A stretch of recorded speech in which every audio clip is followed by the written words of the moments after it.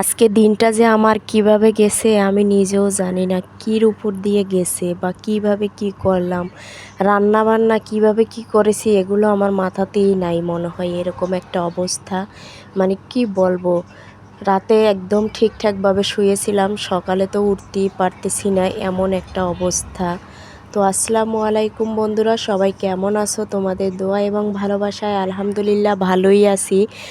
তো রাতে একদম সুস্থ ছিলাম এবং ভালোই ছিলাম, শোয়ার সময়ও খুবই ভালো ছিলাম, মানে প্রতিদিনের মতোই।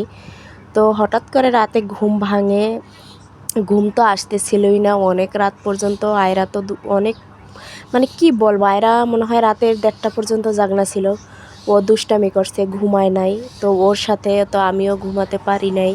তো অনেক রাতে একটু চোখ লেগে আসছে, কিন্তু আমার মানে ঠান্ডা লাগছে এমনভাবে, আমার নিঃশ্বাস নিতেও দেখি অনেক কষ্ট হয়ে যাচ্ছে।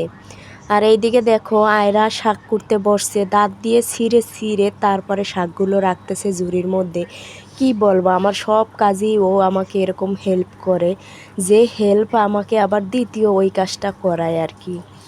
যাই হোক, রাতে ঘুমিয়েছিলাম একদম ভালো মানুষ, কিন্তু সকালে উঠতে পারতেছি না, এত পরিমাণে আমার ঠান্ডা লাগছে কি বলবো।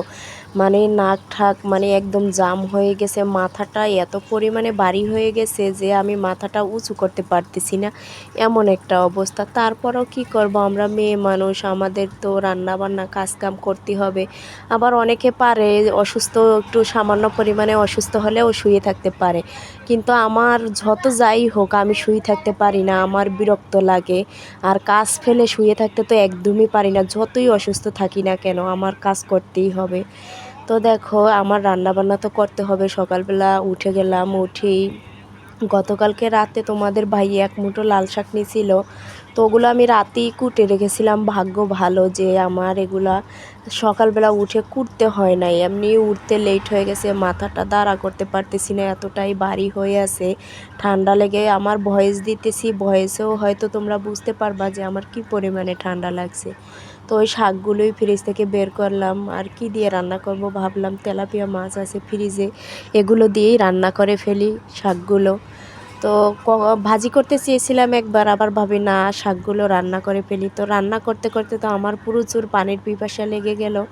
আর আয়রাও অনেক পরিমাণে দুষ্টামি করে, আমাকে ডিস্টার্ব করে, তো ওকে কোলে নিয়ে এক গ্লাস পানি খেয়ে নিলাম ফাঁকে। দেখো আমার চোখগুলো কিভাবে ফুলে আছে ঠান্ডা লেগে, মানে কি বলবো, এতটা পরিমাণে শরীর খারাপ লাগতেছে, ভাবতেছি মানে ঝটপট রান্নাটা করেই আমি শুয়ে থাকবো। আর এইদিকে মাছগুলো উল্টাতে গিয়ে একদম ভেঙে ফেলছি। দেখো মাছের অবস্থা তো 12টা বাজিয়ে ফেললাম। তো কি করব, তাড়াহুড়ো করে রান্না করতে চলে আসছি। তো এই যে আমার শাক দিয়ে আজকে তেলাপিয়া মাছ দিয়ে রান্না করব। তো আমি মানে রান্নাটা যে কীভাবে করেছি, কীতে কী দিছি না দিছি এটাও আমার মাথাতে আসতেছে না, এরকম একটা অবস্থা। যাই হোক, রান্না কিন্তু খারাপ হয় নাই, মোটামুটি ভালোই হয়েছে, খেতে কিন্তু অনেক মজা হয়েছে। রান্নাটা 11:30টার ভিতরেই কমপ্লিট করে ফেলেছি, কারণ আমি দ্রুতই রান্না করি। তো আজকে এ পর্যন্তই।